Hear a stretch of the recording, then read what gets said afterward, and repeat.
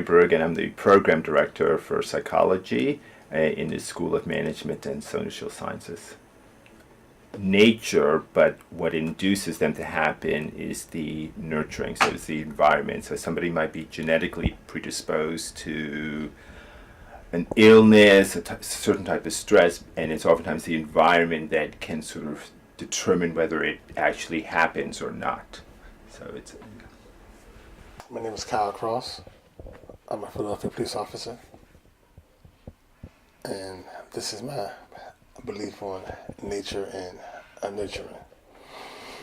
I do believe that if you are raised in poverty, that you want to get out of poverty, because when you do live in poverty, there's a higher criminal element, and as you grow and as you have children, you want to get your children out of that poverty. I go through Brixton, and I did shopping for my daughter's christening. And part of the market down there, it reminded me of South Philadelphia, of the 9th Street Market, where Rocky Balboa, he ran through in the Rocky movie. And from there, I was in Stockwell, and I seen some of their apartment complexes, and those reminded me of some of our housing projects in Philadelphia, where it looked real poor. I don't know what the crime rate is in Stockwell, and I don't know what the economic rate is in Stockwell, but just the look, it just reminded me of some areas in Philadelphia.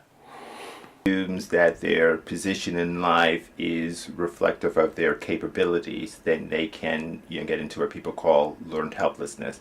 Assume that regardless of how hard they work, they're never going to succeed.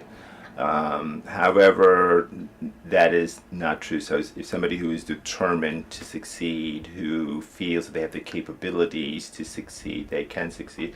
And also, even if you come from a poor environment, you don't have a lot, doesn't mean that you don't have the proper things like a good support network, supportive parents, and things like that to go forward in life and succeed. Since rebounded, but the area over near 2800 on Butter Street, well, that's a crime-ridden area.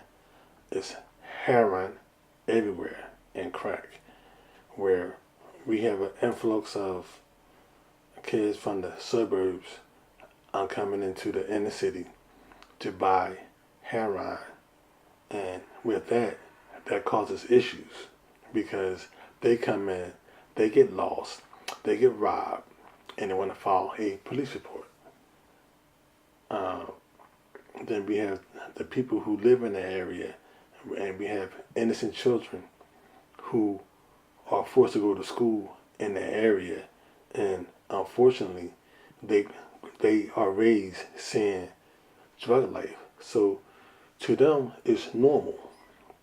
So most of them, they get stuck in that area, where I have seen some kids come out and they do very, very well.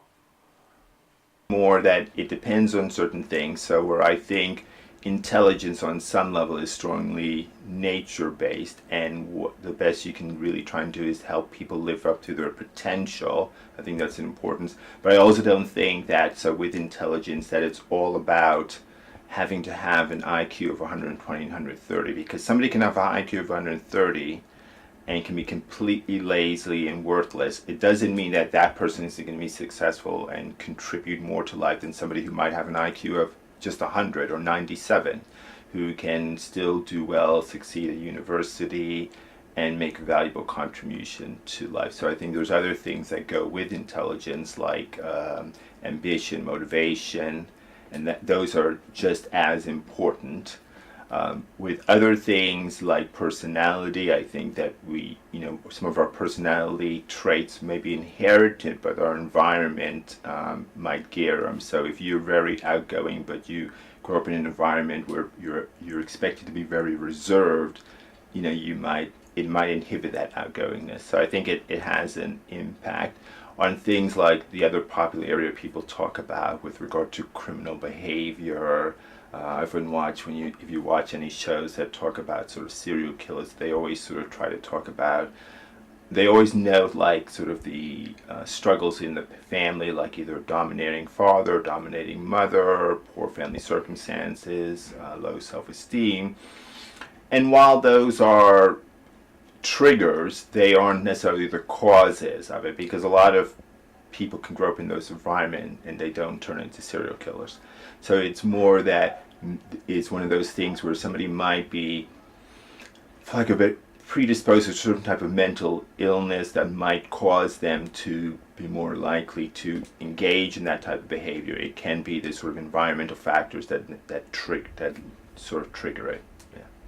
So that's my view of it. And I think it's something that always have to be careful with making a rash judgment to say it's one or the other, which a lot of people it can do. It makes for good press to assume that it's poor toilet training or something that caused you to be a certain way, but there's a lot of other things that go into it.